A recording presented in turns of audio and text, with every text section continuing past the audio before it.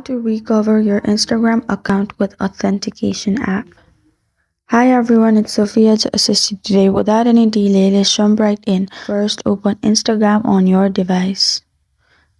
Then you'll find this kind of screen pop up. Add your email and password and log into your account. After you log into your account, click on your profile.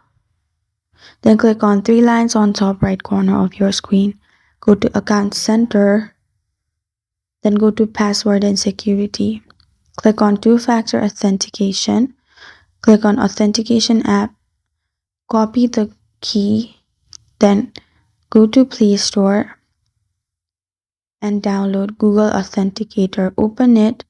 You'll find plus button on the app and then add code name and key. Click Done and go back to Instagram. Click on Next. Enter the code you copied from the app earlier. Then click on Done. As you can see, Authentication App Security method is on. You will be able to restore your account by using this app. And that's how you recover your Instagram account with Authentication App. Thank you for joining me today. If this video helped you out, please leave a like and subscribe for more. Got a question or want to suggest a topic? Comment below. I am Sophia signing off. Until next time.